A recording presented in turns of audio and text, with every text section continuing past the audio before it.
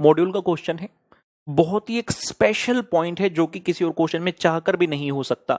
तो very wonderful point in this question, let us start. Daksh associates is a reputed firm. On account of certain misunderstanding between the partners, it was decided to dissolve the firm on 31st of December 2011. The balance sheet on the same date was as follows. Capital है दक्ष का, यश का और एक और partner है Siddharth. Bracket में special point लिखे कि भाई ये माइनर है. तो यहाँ पर थोड़ा इंडियन पार्टनरशिप एक्ट की नॉलेज हमें चाहिए होगी, बिल्कुल little bit. 1 lakh, total capital 6 lakh है. Trade loan 3 lakh, bank overdraft 3 lakh, other loan 2 lakh, creditor 2 lakh, Siddharth loan 2 lakh.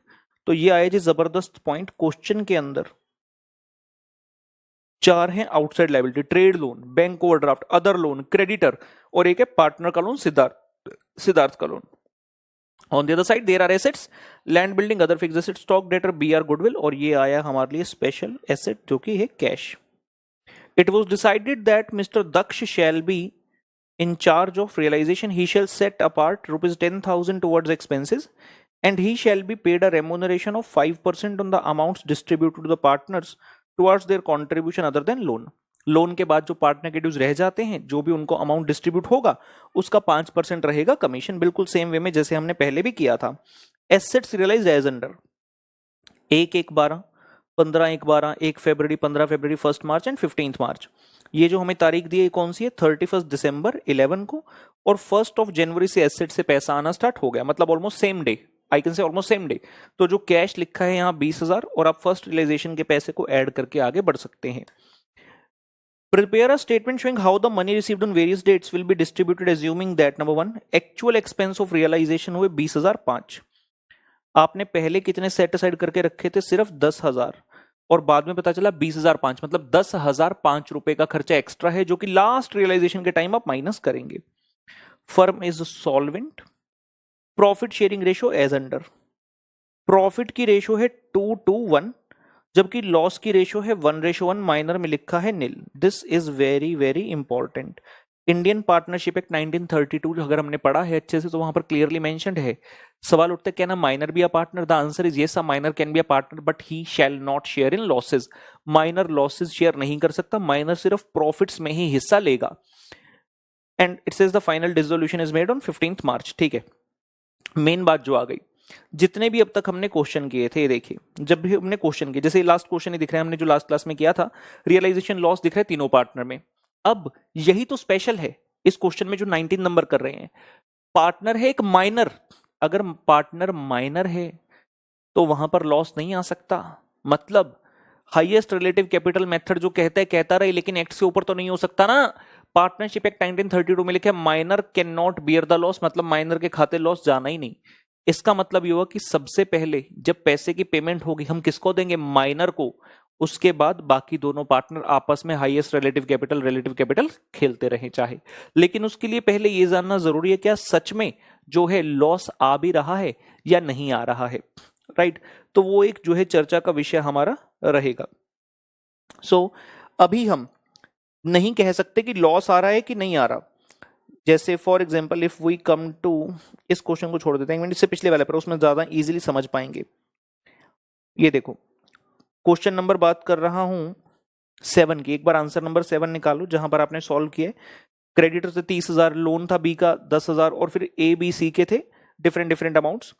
तो हम ये कह रहे हैं कि एक बार सारे पॉइंट्स पे हो गए, सारे अमाउंट्स पे हो गए, सिर्फ किसका रह गया, पार्टनर का पैसा रह गया. अगर मैं पार्टनर का पैसा टोटल करता हूं कितना है, 76,000, 48,000, 36,000. जो टोटल आउटस्टैंडिंग है ये है 1,60,000. क्या हमारे पास इतना पैसा सफिशिएंट है या नहीं है वो हमें देखना है. अगर मैं यहां देखूं तो 51,600 तो यहां मेरा बचा था आफ्टर पेइंग दिस लोन. 51,600 तो ये है, और अगली रियलाइजेशन में कितना आया, 80,000 एक सेविंग थी 1,400 की, तो 81,400 प्लस ये 51,600. अगर मैं इनको टोटल कर लूं तब भी 1,33,000 बनता है. जबकि देना कितना है पार्टनर का, 1,60,000. यानी कि हमें पहले से ही पता है कि भाई लॉस तो पक्का होने वाला है. अगर लॉस होने वाला है तभी सिर्फ हमें ये करना है कि भाई दक्ष का सिद्धार्थ जो माइनर है सबसे पहले उसका पैसा देना है और बाकी दोनों का हाईएस्ट रिलेटिव कैपिटल के हिसाब से.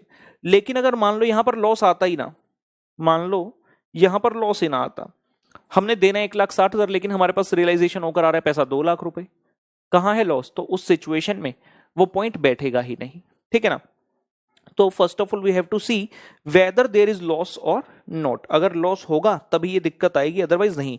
तो हम इस क्वेश्चन में स्टेटमेंट ऑफ रिलेटिव कैपिटल पहले नहीं बना सकते, हमें पहले उस स्टेज तक पहुंचना होगा। We have to make sure क्या लॉस है, अगर लॉस है तभी तो बनाएंगे, अगर प्रॉफिट है फिर क्या जरूरत है बनाने की। अगर प्रॉफिट है फिर तो सीधा यूं ही चल देंगे ना, फिर तो यूं ही बांटने के पैसा, जैसे कि होमवर्क वाले क्वेश्चन में देखा।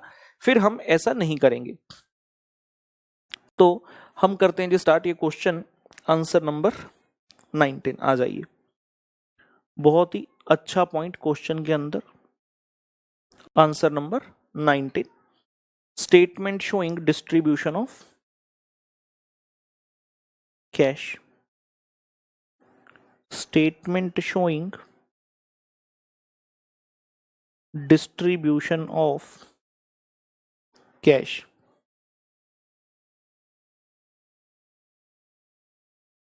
बहुत सारे कॉलम बनने वाले हैं जी, ध्यान से।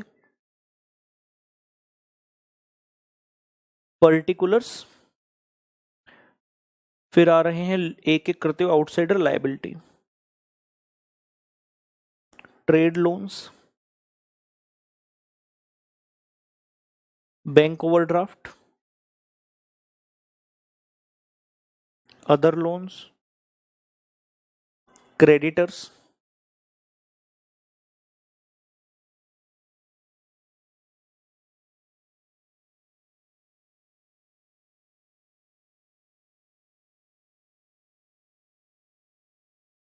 सिद्धार्थ लोन, और उसके बाद आ रहे हैं जी पार्टनर ड्यूज। क्वेश्चन में फिर से एडजस्टमेंट के लिए कोई पॉइंट नहीं है, कोई positive reserve, negative reserve etcetera, nothing like that. तो पार्टनर है हमारे पास दक्ष, यश एंड सिद्धार्थ। तो ये इस प्रकार से स्टेटमेंट हमारी बनेगी। Outstanding balance, trade loan 3 lakh, bank OD 3 lakh, other loans 2 lakh, creditors 2 lakh, Siddharth loan 2 lakh, capital Daksh का है बेटा 3 लाख, यश का है 2 लाख एंड सिद्धार्थ का है 1 लाख। सिद्धार्थ का है 1 लाख। ओके, तो हमारे पास आ रहा है 1 जनवरी 12 को रियलाइजेशन नंबर 1। सबसे पहले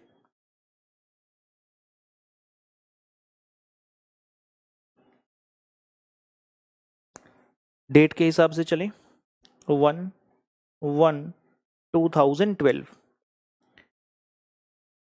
कैश है 20,000 प्लस रियलाइजेशन किससे आई है? डेटर्स से।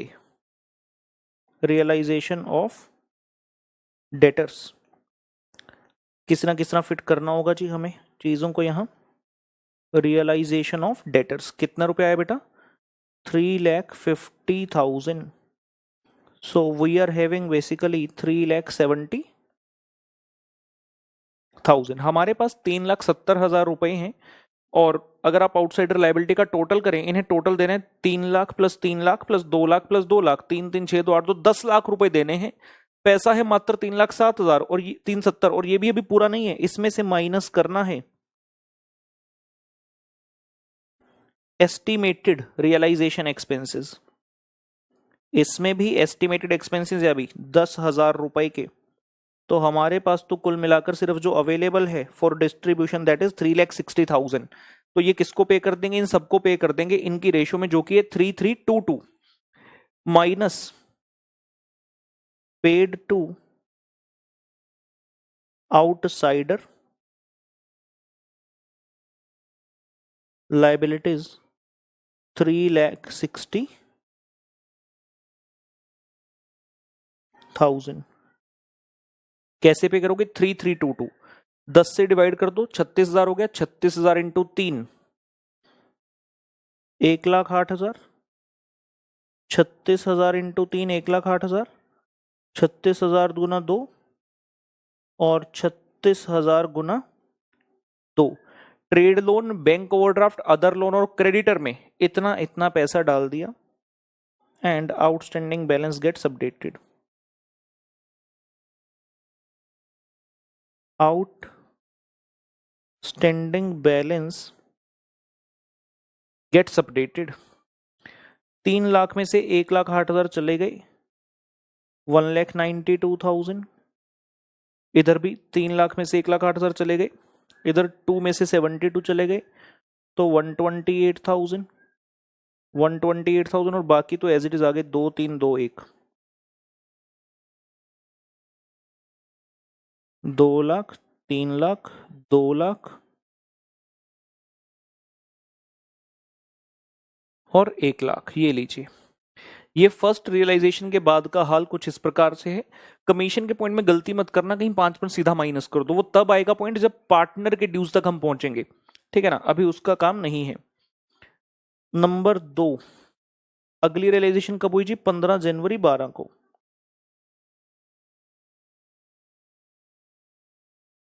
(15 1 12 को realisation from fixed assets, realisation of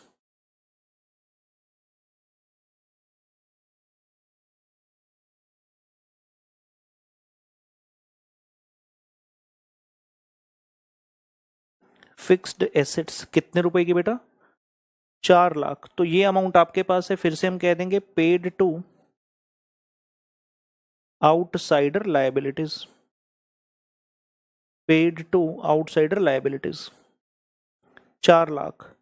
अभी भी उनका 4 लाख से ज्यादा पेंडिंग है। टोटल हमने 10 में से सिर्फ 360 ही तो दिया था, सो अभी भी पेंडिंग अमाउंट पड़ा है 640, जबकि हमारे पास सिर्फ है 4 लाख। तो उनकी रेशो में बांट देंगे फिर से 3322।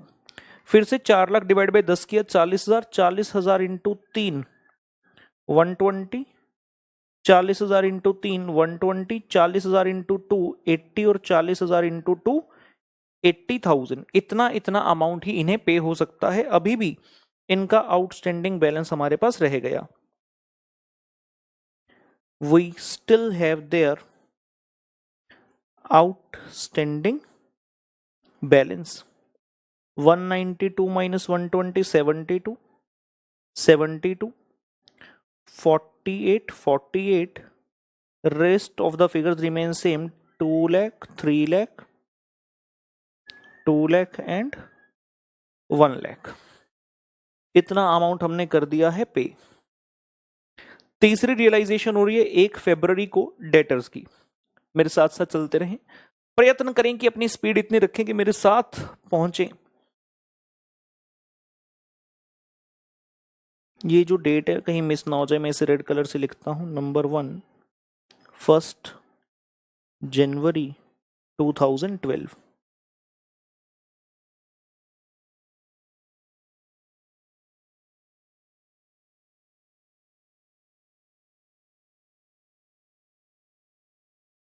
फिर 15 जनवरी 2012 हो गया, ठीक है जी। नंबर 3 पर आ रहे हैं 1 फरवरी 2012, realisation of debtors.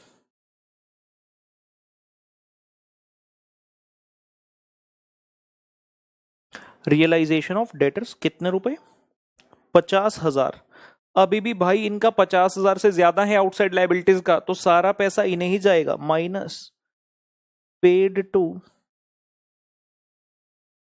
Outsider liabilities 50,000 रुपए। और फिर से उनकी रेशो कितनी थी अमाउंट्स की? 3322।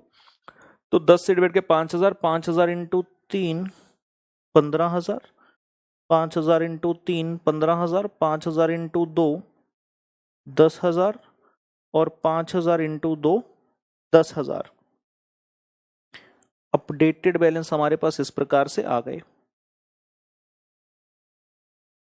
Again we are having outstanding balance in these accounts 72 minus 15 57,000, 57, 48,000 minus 10,000 38,000 बाकी figures as it is same 2 lakh 3 lakh 2 lakh 1 lakh 2 lakh 3 lakh 2 lakh और 1 लाख रुपए।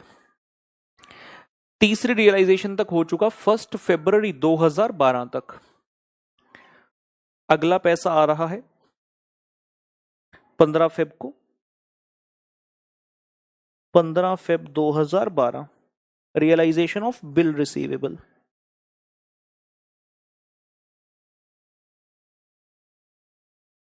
Realisation of bills receivable.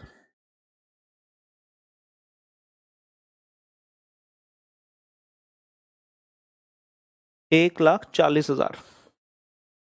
4 3 7 8 9 40। अभी भी हमारे पास पैसा पूरा नहीं है आउटसाइडर लायबिलिटी के लिए, तो सीधा सीधा minus paid to outsider liabilities. ये पैसा भी सारा हमने आउटसाइडर लायबिलिटी के नाम किया 1,40,000। यहां इंग्लिश मिस हुई थी, लिख देते हैं। कोई ऐसा नहीं कि अनिवार्य है, लेकिन अच्छा रहता है। 1,40,000 पे कर रहे हैं, डिवाइड बाय 10 3322 की रेशियो में 14,000। 14,000 इंटू 3 42,000। 14 इंटू 3 42,000। 14 गुना 2 28,000 और 14 गुना 2 28,000। After this, the outstanding balance which we are having is 57 minus 42 8 के साथ 15,000। 15,000 38 minus 28 10। 38 minus 28 10। 4 3 7 8 9 40। 15 15 30 40 50 और 5वीं इंस्टॉलमेंट पूरे 50 की ही होगी।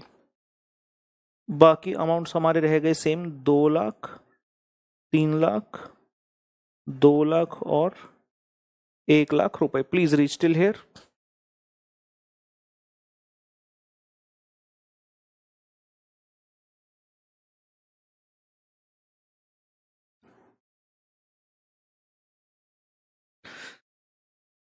इंस्टॉलमेंट नंबर 5 आ रही है 1 मार्च 2012 को, जब रियलाइजेशन है ऑफ किसकी? Fixed assets. Realisation of fixed assets 50,000। और हमने पूरा पूरा, अगर आप आउटस्टैंडिंग बैलेंस देखते हो आउटसाइडर लायबिलिटी का, पहले 4 कॉलम 15,000 15,000 10,000 10,000 पूरा 50,000 ही इनका हमने देना है। तो minus paid to outsider liabilities 50,000। और ये अमाउंट हम यहां पर लिख देंगे 15,000 15,000 10,000 और 10,000।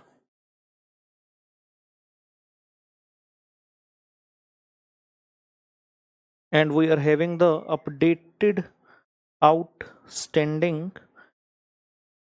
balance as nil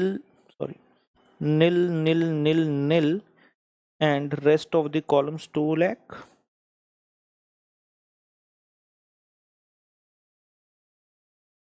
3 lakh 2 lakh and 1 lakh। ये लीजिए, लास्ट इंस्टॉलमेंट पर आ रहे हैं, उससे पहले यहां तक सब बच्चे पहुंच जाए।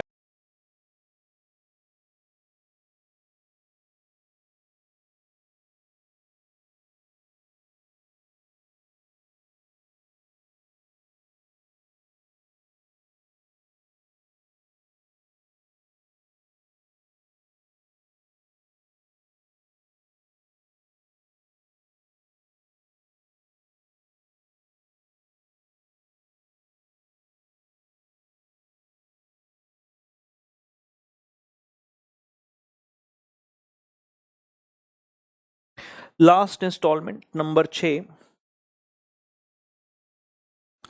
तारीख है 15 मार्च 2012। इस दिन हमारे पास रियलाइजेशन हो रही है लैंड एंड बिल्डिंग की। We can use this space जो कि हमारे पास खाली हुई है पहली 4 लायबिलिटीज से, थोड़ा सा यूज कर सकते हैं। Realisation of land and building कितने की है भाई? 8 लाख रुपए की। अंतिम इंस्टॉलमेंट है। सबसे पहले तो एक्सपेंस का कुछ जो बचा है उसे करो। नीचे जो पॉइंट्स दिए गए थे, ए पॉइंट में लिखा था एक्चुअल एक्सपेंस है 20,005, तो डिफरेंशियल हमारा हो गया जो, उसे हम लिख देंगे माइनस एडिशनल एक्सपेंसेस 20,005 माइनस आपने पहले कितना प्रोवाइड किया था? 10,000। तो 10,005 रुपए हम यहां से माइनस कर रहे हैं। काफी पैसा है हमारे पास, 8 लाख था, 10,005 माइनस हुए। क्या जो लोन देना है सिद्धार्थ का उसके लिए पैसे हैं? जी हाँ, सिद्धार्थ का लोन है 2 लाख का, तो इतने तो हमारे पास हैं। तो हम कहेंगे minus paid for Siddharth loan, minus paid for Siddharth loan जो कि है 2 लाख रुपए का। Finally this is the amount available for distribution to partners. Amount available for distribution to partners.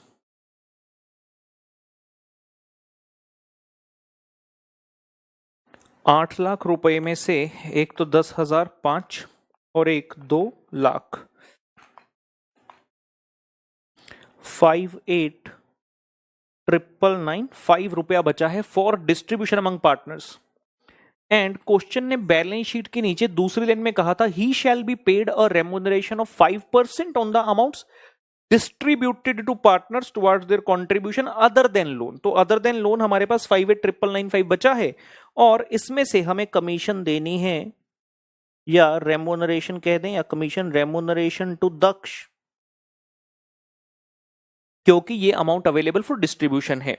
और जो कमीशन होगी दैट विल बी 58,999 इंटू 5/105। बिल्कुल सेम कॉन्सेप्ट जो हमने लास्ट क्वेश्चन में भी सीखा था। अगर क्वेश्चन कह देता कि 5% की कमीशन है on the amount which is available for distribution, तो इसी अमाउंट के ऊपर सीधा 5% लगा देते। लेकिन क्वेश्चन ने कहा है 5% कमीशन है किसके ऊपर? जितना अमाउंट आप एक्चुअल में डिस्ट्रीब्यूट करते हैं। तो 5/105 इंटू 5/105 ये आता है जी 28,095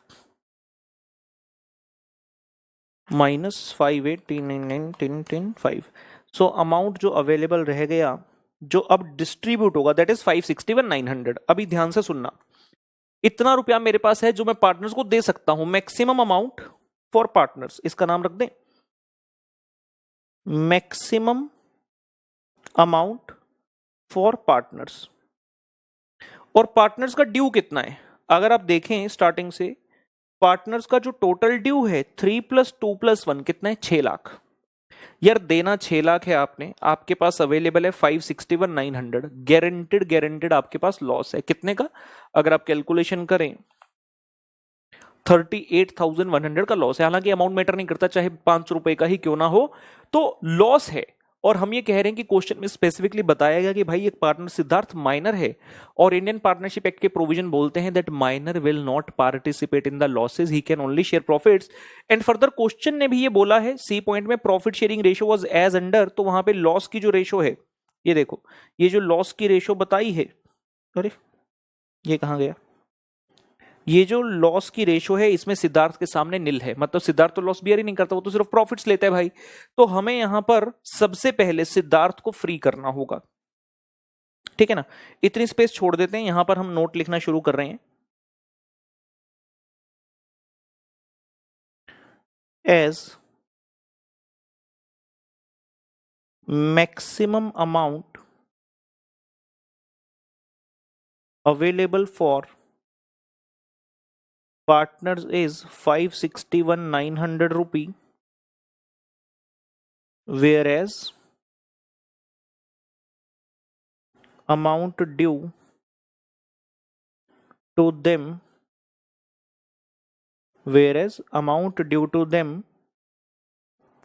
towards their capitals is rupee 6 lakh collectively,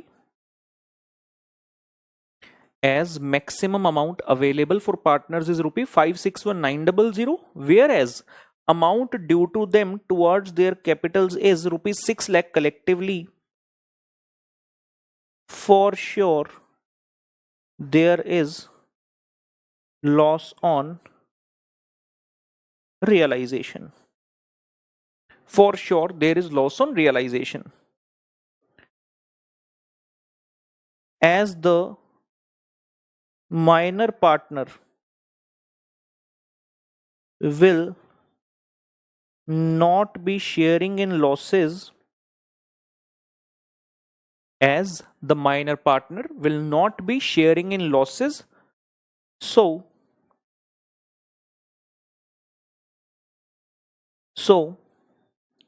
first of all, his capital amount shall be repaid, as the minor partner will not be sharing in losses. So first of all, his capital amount shall be repaid, which makes sure that loss is borne by only the major partners, comma, Daksh and Yash. This is something very important. Dictate कर देता हूं मैं वापस से एक बार. As maximum amount available for partners is rupee 561,900, whereas amount due to them towards their capitals is rupees 6 lakh collectively. So for sure there is loss on realization. निकालना चाहो निकाल कर लिख दो 30 at 100. And as the minor partner will not be sharing in losses, so first of all his capital amount shall be repaid, which makes sure, और उसका capital amount देने से एटलीस्ट ये श्योर हो जाएगा that जो अगर कोई लॉस भी है तो वो कौन बियर करेगा, बाकी के major partner, that is Daksh and Yash. Okay, so इसे मैं यहां पर रेड कलर से लिखूंगा. एक तो यहां लिख देंगे रेफर नोट, और यहां हम कहेंगे माइनस पेड टू सिद्धार्थ. कितना है सिद्धार्थ का capital? 321 1 lakh, minus paid to Siddharth. 1 lakh यहां से पे किया, 1 लाख ही सिद्धार्थ के में दिखा दिया, और यहां हमने निकाल लिया बैलेंस विच इज 461,900. और ये 4,61,900 कैसे पे होगा? इसके लिए बनेगा statement showing scheme of payment of partner dues, जो हम यूजुअली स्टार्टिंग में बनाते थे स्टेटमेंट, वो अब हमें इस स्टेज पर आकर बनानी पड़ेगी, जिसमें Siddharth will not be taking at all the part. इसमें सिर्फ दक्ष और यश ही पार्टिसिपेट करेंगे. So statement showing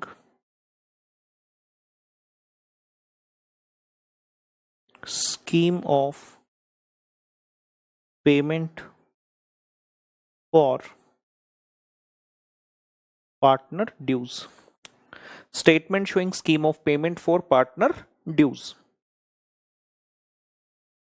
Serial number, particulars, एक है दक्ष और एक है यश.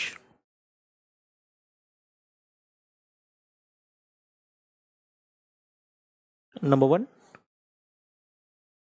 आउटस्टैंडिंग बैलेंस बेटा 3 लाख है दक्ष, 2 लाख है यश.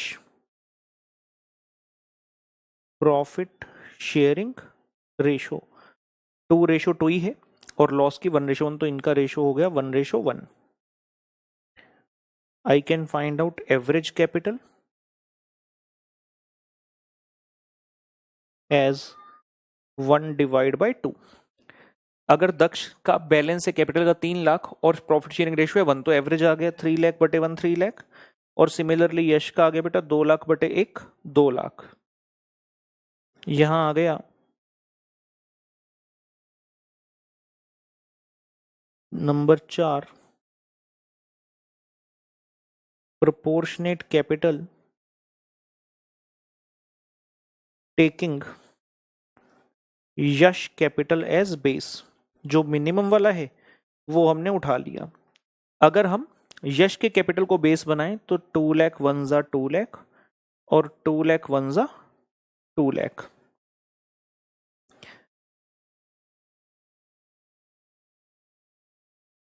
We shall have excess capital, कि ज्यादा पैसा किसका लगा है 1 माइनस 4।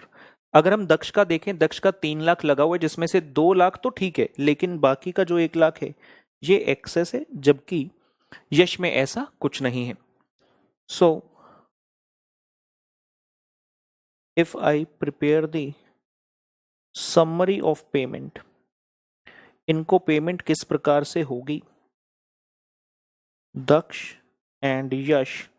सबसे पहले जो पेमेंट है वो होगी दक्ष को 1 लाख रुपए की, और उसके बाद जो भी पैसा बचा वो 2 लाख रेशो 2 लाख में दोनों पार्टनर्स के बीच में बांटा जाएगा।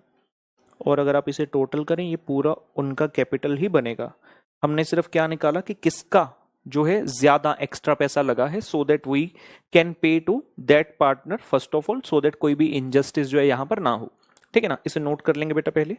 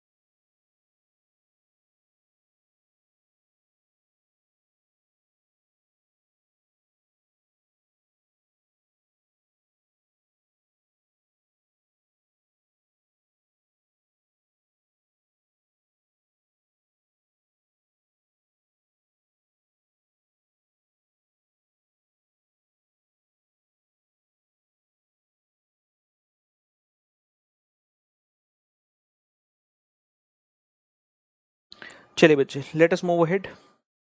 तो सबसे पहले दक्ष की पेमेंट करनी है भाई 1 लाख की। हमारे पास बचे हैं 461,900, तो हम लिखते हैं माइनस पेड टू दक्ष 1 लाख, और यहां होंगे दक्ष के पैसे, ये हमने कर दिए जी 1 लाख माइनस। हमारे पास रह गई 361,900।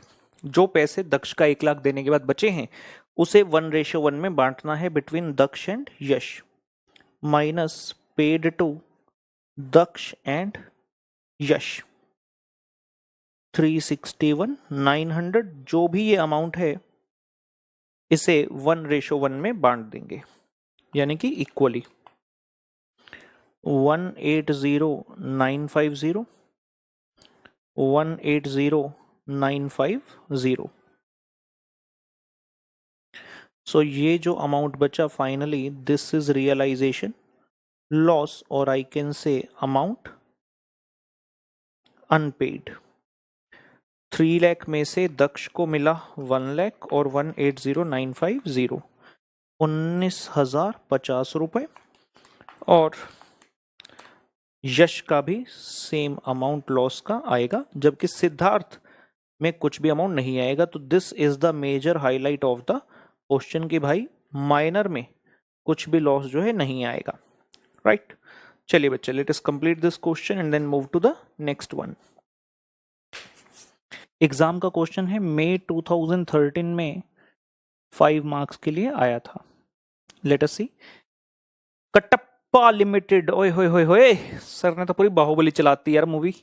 Katappa Limited acquired the patent right for rupees 400 lakh. Okay, the product life cycle has been estimated to be 5 year. ठीक है, 5 साल तक लग रहा है कि प्रोडक्ट चलेगा जिसका पेटेंट है.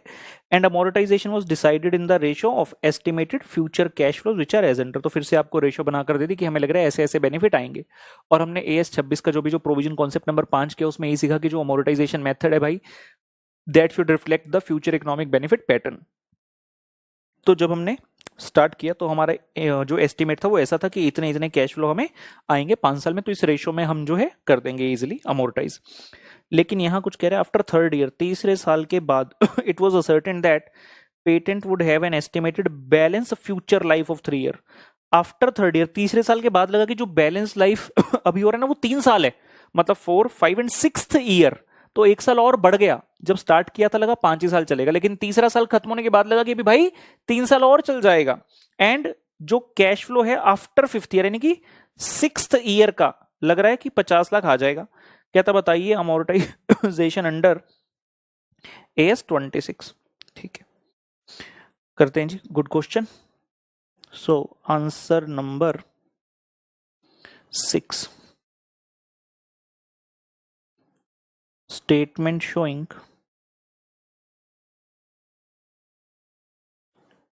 amortization year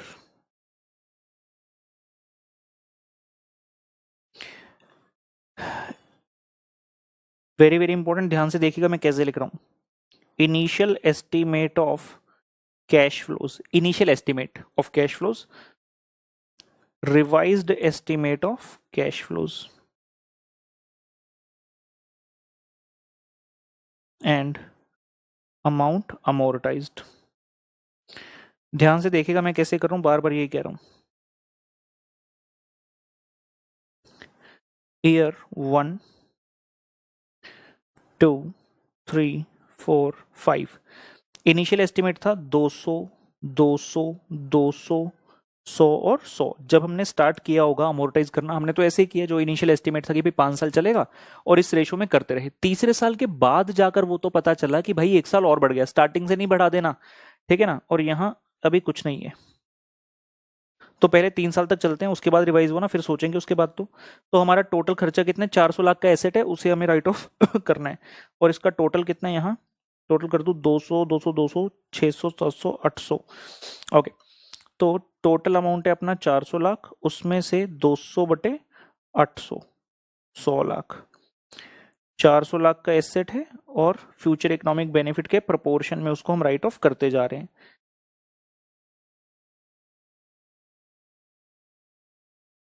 तीसरे साल तक प्रॉब्लम नहीं थी. तीसरे साल तक सब कुछ जो इनिशियली प्लान था वैसे ही चल रहा था. लेकिन जैसे ही तीसरा साल खत्म हो, कहते हैं हमारा ना एस्टिमेट बदल गया भाई. अब हमारा एस्टिमेट बदल गया. एस्टिमेट अब क्या लग रहा है कि एसेट 1 साल और चलेगा. चौथे पांचवे के बारे में नहीं बोला, मतलब ये तो सेम रहेंगे, लेकिन यहां पर बोला कि अपने को ना 50 का और बेनिफिट मिलेगा 6th ईयर में. इनका टोटल कर लूं कितना हो गया, 250. यानी कि 4th ईयर ऑनवर्ड जो है, पुराना एस्टिमेट कह रहा था 100, लेकिन अब कह रहे हैं 150. तो जो अमाउंट अभी आपका बच गया, आप 400 को नहीं कर सकते. 400 के हिसाब से करोगे तो टैली नहीं होगा. 400 में से कितना ऑलरेडी 100, 100, 100 कर चुके हैं, तो बैलेंस कितना रहता है थर्ड ईयर एंड पे.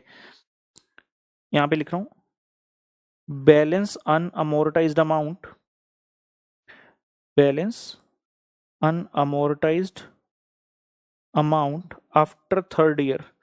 तीसरे साल के अंत में कितना रहता है, 400 लाख इनिशियल था, 3 साल में 100 लाख, 100 लाख और 100 लाख लगा, अमोर्टाइज हुआ, तो बैलेंस कितना बचा, 100 लाख. तो अभी 100 लाख को मुझे अमोर्टाइज करना है. कैसे, हम कहेंगे 100 लाख को अमोर्टाइज करना है, और इसकी बेनिफिट की रेशो क्या है, 100/250. 100 लाख इंटू 100/250, 100 लाख इंटू 50/250. ये कितना हो गया जी, 25, 24, 50, 40%, 40 lakh, 40 lakh and this become 20%, 20 lakh. And अब इसका टोटल करेंगे तो ये पूरा आपका बनेगा जी 400 लाख. तो इस तरह से अमोर्टाइजेशन होनी थी.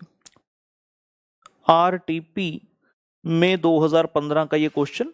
इस क्वेश्चन में कुछ ऐसी चीज पूछी गई है जो कि अब तक किसी क्वेश्चन में पूछी नहीं गई थी. आइए देखें. The following particulars in respect of stock options granted by a company are available. Grant date 1 April 2011। कितने इंप्लॉइज कवर किए हैं? 50 इंप्लॉय। ऑप्शंस ग्रांटेड पर इंप्लॉय कितनी है? 1000। 50 इंप्लॉय 1000 ऑप्शंस प्रति employee. Fair value of option पर शेयर ऑन ग्रांटेड 9 रुपए, यानी कि कंसेशन ऑब्लिक एक्सपेंस जितना कंपनी बियर कर रही है वो इतना है। Options will waste to employees serving continuously for 3 years from the vesting date. 3 साल तक जो रहेगा उसे हम ऑप्शन देंगे। प्रोवाइडेड, साथ में कंडीशन एक और है, द शेयर प्राइस इज ₹70 और above eight the end of 13-14। देखो दो कंडीशन है। एक कंडीशन देखिए जो जो इंप्लॉय 3 साल तक हमारे यहां रहेगा फ्रॉम वेस्टिंग डेट, तो 3 साल की कंडीशन लगा दी कि जो जो सर्व करेगा। और एक और कंडीशन, अगर मार्केट प्राइस जो है शेयर का वो eight the end of 13-14, eight the end of 13-14 मतलब 31 मार्च 2014 पर 70 रुपए या उससे ज्यादा है तभी ऑप्शन वेस्ट होंगी। तो यार ये जो कंडीशन है पहली, 3 साल आपको रहना होगा, ये तो इंप्लॉय के हाथ में है, सर्विस कंडीशन बोलते हैं इसको, सर्विस कंडीशन। लेकिन जो दूसरी कंडीशन है ये इंप्लॉय के हाथ में थोड़ी है, शेयर प्राइस 70 या उससे ज्यादा, इसको बोलते हैं मार्केट कंडीशन, राइट। एसटी वैसे इन वर्ड्स की एज सच कोई महत्वता नहीं है, एग्जाम में आपको पूछेगा नहीं मार्केट कंडीशन क्या है, सर्विस कंडीशन क्या है। इस क्वेश्चन में हालांकि ये 2 वर्ड यूज किए गए थे। Number of employees not expected to fulfil the vesting condition other than market condition. तो मार्केट कंडीशन वो जो कि एम्प्लॉय के हाथ में एज सच नहीं है, जो मार्केट वाले फंडामेंटल्स के ऊपर डिपेंड करती है। वेस्टिंग कंडीशन, सर्विस कंडीशन जो एम्प्लॉय के हाथ में रहती है। Estimates of number of employees satisfying the condition of continuous employment were 48 on 31st March 12 and 47 on 31st March 13। Grant date कब है? 1 अप्रैल 11। तो यहां से पहला ईयर कब खत्म होगा? 31 मार्च 12 को, फिर दूसरा होगा 31 मार्च 13 को और तीसरा 31 मार्च 14 को। तो कहते 31 मार्च 12 को जब हम एक्सपेंस बुक कर रहे हैं ना, तब हमें ऐसा लग रहा है कि 48 इंप्लॉइज ही हैं जो कंडीशन पूरी करेंगे, तो खर्चा 48 के हिसाब से बुक होगा। 31 मार्च 13 पर जब पहुंचे तो हमें लग रहा है एस्टिमेट कि 47 इंप्लॉइज ही कंडीशन पूरी करेंगे, तो 47 के हिसाब से खर्चा बुक होगा। Number of employees actually satisfying the condition was 45, मतलब ये लास्ट डेट के लिए आ गया। ये देखो 31 मार्च 12 को 48 के हिसाब से बुक करना, 31 मार्च 13 को 47 के हिसाब से बुक करना, लेकिन जब लास्ट डेट पर आ गए तो खर्चा एक्चुअल में बुक होगा as per 45 employees. Share price at the end of 13-14 was 68 rupees. लो भाई हो गया सत्यानाशा। हमने कहा था अगर 70 रुपए या उससे अबव हुआ तभी आपको जो है ऑप्शंस मिलेगी। The option will vest provided share price 70 और अबव। ये तो 70 से नीचे है, क्योंकि 70 से नीचे है तो ऑप्शंस विल नॉट वेस्ट, मतलब प्लान आपका चौपट हो गया। कब पता चलेगा? आज थोड़ी पता चला, 3 साल के बाद। 3 साल तक तो हम वैसे ही अपना एक्सपेंस बुक करेंगे जैसे कि नॉर्मली करते हैं, लेकिन जब 3 साल खत्म होंगे उसके बाद हम सोचेंगे अरे ऑप्शन वेस्ट हुई कि नहीं हुई, तो पता चलेगा ऑप्शन वेस्ट ही नहीं हुई, क्योंकि जो मार्केट कंडीशन थी that has failed. Compute the expenses to recognise in each year and show important accounts in the books of company. तो इस क्वेश्चन में आपसे पूछ क्या लिया? इंपॉर्टेंट अकाउंट्स, जर्नल एंट्रीज नहीं पूछी हैं। चलिए करते हैं start. Good question. Answer number 10। Basic data लिख लेते हैं।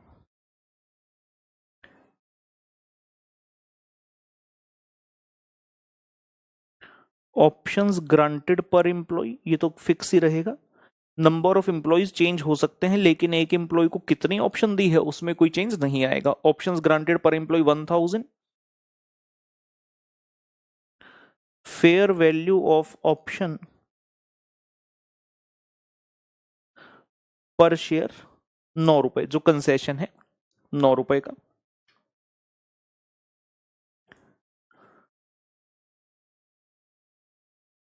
कुछ इस प्रकार से चीजें हैं। 1 अप्रैल 11 है, 31 मार्च 12 है, 31 मार्च 13 है और 31 मार्च 14 है। 1 अप्रैल 11 को क्या हुआ है? Grant of options. ये जो पूरा समय है दिस इज वेस्टिंग पीरियड कितने साल का? 3 साल का। ठीक है जी, ये कुछ एक चीज क्वेश्चन ने कही और चाहते हैं कि 70 रुपए उससे अगर प्राइस होगा तभी वेस्ट होगी option.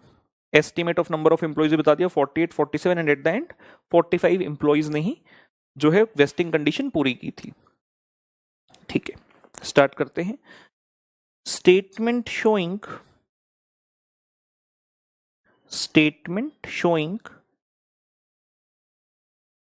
computation of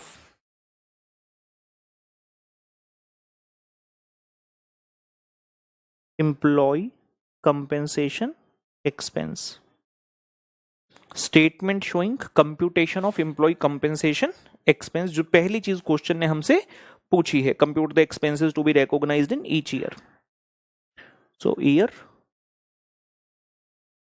number of options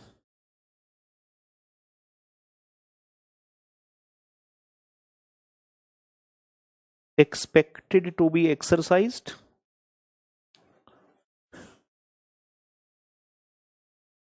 computation,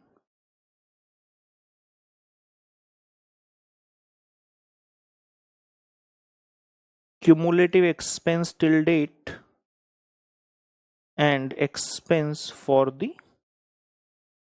year। So we have these columns as usual।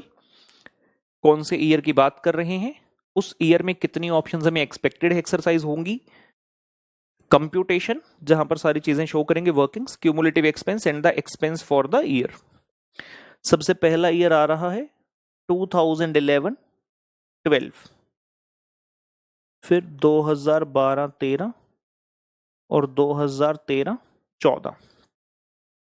Number of options expected to be exercised 31 March 12 को हमारा अनुमान है कि 48 एम्प्लॉइज ही सिर्फ कंडीशन पूरी करेंगे और एक एम्प्लॉय को हमने दी हैं 1000 ऑप्शंस। It becomes 48,000।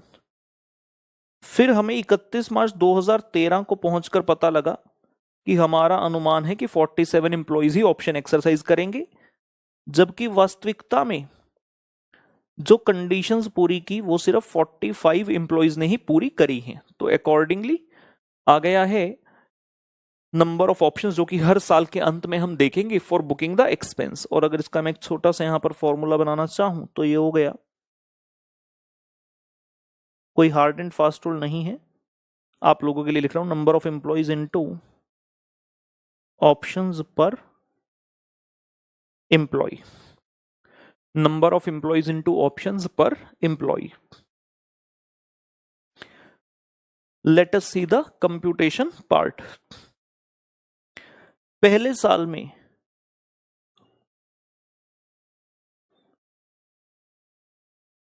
48,000 ऑप्शंस हैं, एक ऑप्शन का खर्चा है 9 रुपए, 3 साल का वेस्टिंग पीरियड जिसमें से पहला साल कंप्लीट हो गया।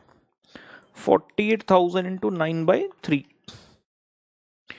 1,44,000।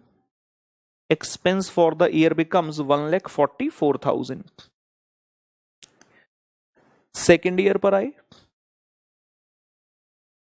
47,000 ऑप्शंस हैं, 9 रुपए का फेयर वैल्यू, 3 साल का वेस्टिंग पीरियड जिसमें से 2 साल खत्म हो गए। तो 2 साल तक कितना खर्चा बुक हो जाना चाहिए था, यह आता है 2,82,000, जिसमें से 1,44,000 तो ऑलरेडी बुक हो चुका, तो बाकी का 1,38,000 हम अब बुक करेंगे।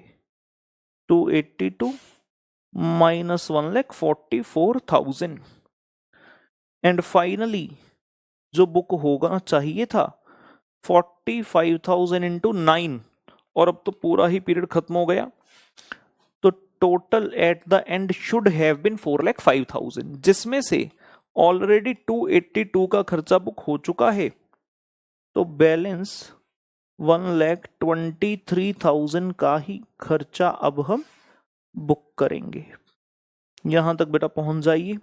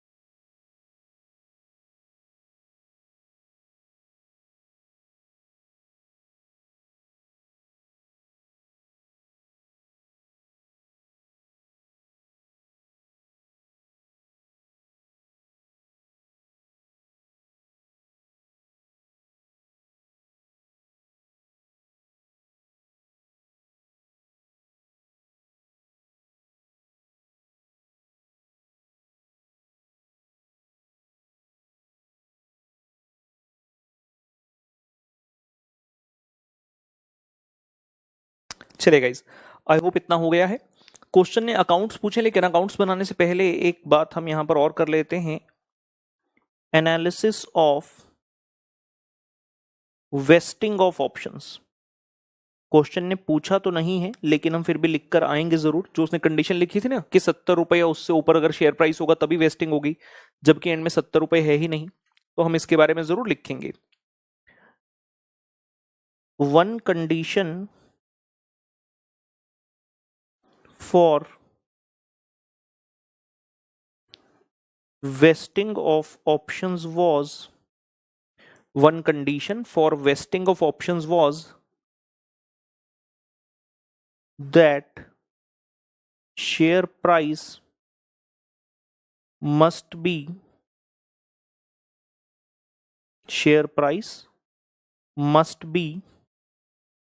greater than equal to 70 at the end of 2013-14। तो पहले लिख दिया जो फैक्ट है क्वेश्चन का कि one condition for vesting of option was that share price must be greater than equal to 70 at the end of 13-14. However, in actual, the share price is rupee 68 bracket में, that is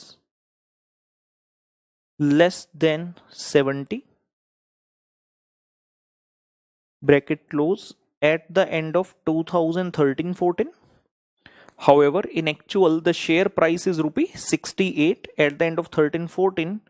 So, the options will not vest. So, the options will not vest. Option vest ही नहीं होगी। मतलब exercise वाली stage तक पहुंचे नहीं। हमने सीखा था पहली स्टेज होती है ग्रांट, फिर वेस्टिंग और फिर होती है एक्सरसाइज। यहां पे वेस्टिंग वाली स्टेज ही हमारी फेल हो गई, तो एक्सरसाइज की बात ही नहीं उठती है। ये भी लिख लीजिए। एग्जाम में मैं चाहूंगा कि मेरे सभी स्टूडेंट जो है इस बात को लिख कर आए। एक एडेड एडवांटेज आपको डेफिनेटली जो है अपने मार्क्स में मिलेगा इस चीज से।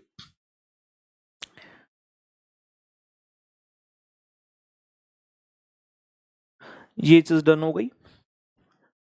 क्वेश्चन ने कहा है इंपॉर्टेंट अकाउंट्स बनाकर दिखाओ।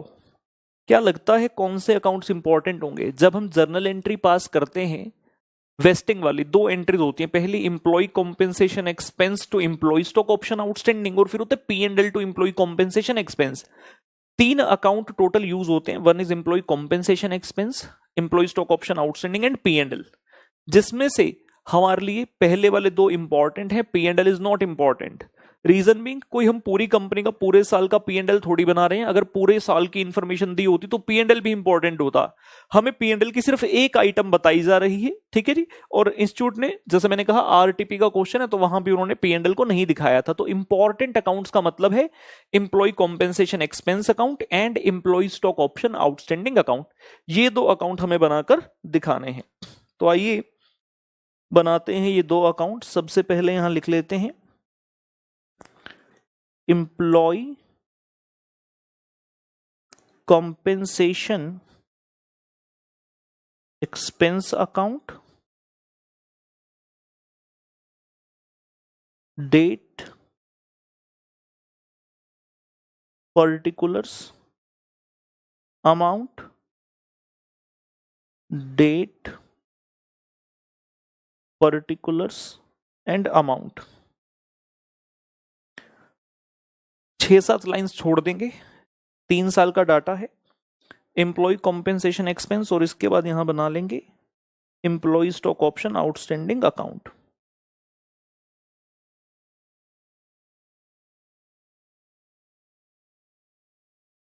Employ stock option outstanding account, date particulars and amount, date particulars and amount. ये दो अकाउंट हमें बनाने हैं। लिख लीजिए, पहला एम्प्लॉय कॉम्पेंसेशन एक्सपेंस अकाउंट और दूसरा employee stock option outstanding account. आराम से करेंगे। बहुत ही इजी मैनर में हम इन्हें सीख जाएंगे अगर हमें कॉन्सेप्ट सारा पता है।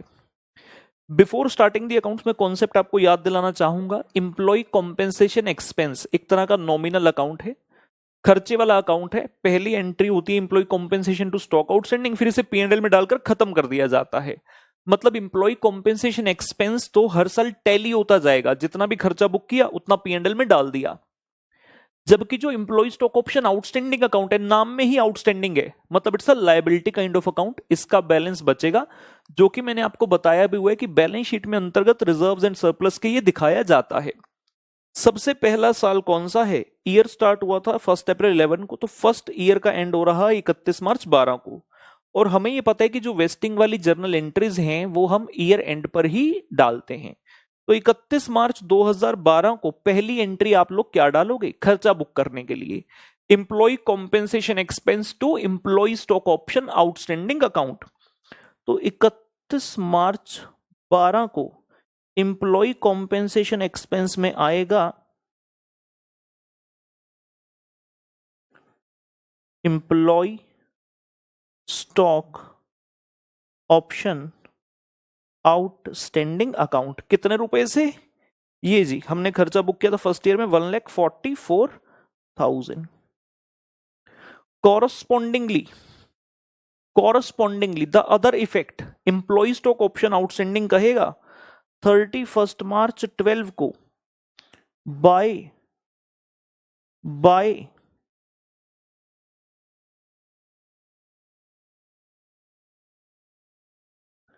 employee compensation expense account with the same amount, that is 1,44,000। तो 1,44,000 से यहां भी अमाउंट आ गया। तो आउटस्टैंडिंग अकाउंट में एक तरह से अमाउंट इकट्ठा हो गया कि भाई पहले साल का अमाउंट आ गया 1,44,000। तो पहली जर्नल एंट्री के दो इंपैक्ट हो गए, इंप्लॉय कॉम्पेंसेशन एक्सपेंस में to employee stock option outstanding, और आउटस्टैंडिंग अकाउंट में बाय इंप्लॉय कॉम्पेंसेशन एक्सपेंस। दूसरी जर्नल एंट्री होती है वेस्टिंग वाले ईयर में P&L to employee compensation expense. मतलब इंप्लॉय कॉम्पेंसेशन एक्सपेंस में क्या आ गया? By P&L account. Employee compensation expense में आ गया by profit and loss account 1,44,000। और ये पहला साल कंप्लीट हुआ इंप्लॉय कॉम्पेंसेशन एक्सपेंस के लिए। जैसा मैंने कहा था हर साल ये टैली होगा ही होगा, जितना खर्चा डालोगे उतना ही P&L में वापस चला जाएगा। जब आई employee stock option outstanding account की बात, 1,44,000 डाल दो और इसका नाम क्या है? Outstanding account. तो इसमें 31 मार्च 12 को हम कहेंगे टू बैलेंस कैरिड डाउन 1,44,000। तो एक प्रकार से ये क्या है जी? It's a balancing figure 1,44,000। और ये फर्स्ट ईयर हमारा यहां पर भी क्लोज हुआ for this account. Outstanding account में खर्चा एक्यूमुलेट होता रहता है, तो ये अमाउंट कैरिड डाउन हो गया। कैरिड डाउन हुआ है तो 1 अप्रैल 2012 को अगले ही दिन ये बाय बैलेंस ब्रॉड डाउन भी हो गया। मतलब employee stock option outstanding account second year में जैसे गया वो कहता पहले साल का तो 1,44,000 आ चुका, अब अगले साल की बात करो। करते हैं सेकेंड ईयर में फिर से इंप्लॉय कॉम्पेंसेशन एक्सपेंस में एंट्री होगा 31 मार्च 2013 को to employee stock option outstanding account, दूसरे साल के खर्चे के अमाउंट से, जो कि कितना है सेकेंड ईयर का अमाउंट? 1,38,000। तो 1,38,000 रुपए से हम ये पोस्टिंग करेंगे लेजर अकाउंट में। और second effect employee stock option outstanding में आ जाएगा on 31 March 2013 by employee compensation expense account 1,38,000। तो ईयर नंबर 2 की भी पहली एंट्री का इंपैक्ट हमने पोस्ट कर दिया दोनों जगह। लिख लीजिए आराम से। समझते चलिएगा, कोई जल्दबाजी नहीं, कोई रट्टा नहीं, प्योर लॉजिक है। और जैसे पहले साल में किया वैसे ही यहां जो अमाउंट है करंट ईयर के एक्सपेंस का सेकेंड ईयर का, उसे भेज देंगे P&L अकाउंट में by profit and loss account 1,38,000।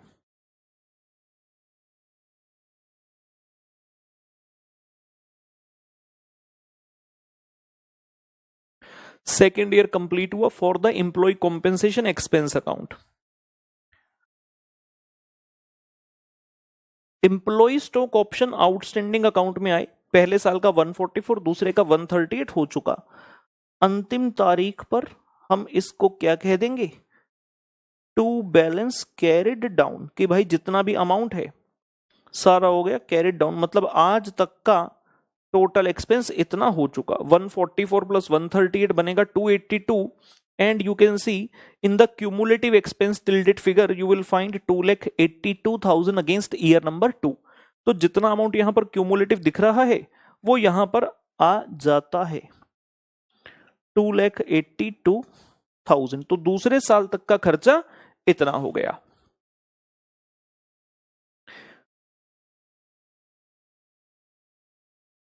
लिख लीजिए इसे भी। और नेक्स्ट डेट पर 1 अप्रैल 13 को ये खर्चा हो गया ब्रॉड डाउन, तो बाय बैलेंस ब्रॉड डाउन 2,82,000। तीसरे साल में पहुंच गए, जो कह रहा है तीसरा साल कह रहा है दूसरे साल तक का टोटल खर्चा इतना बनता है।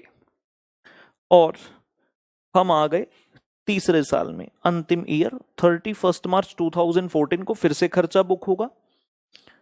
फिर से हम कहेंगे टू एम्प्लॉय स्टॉक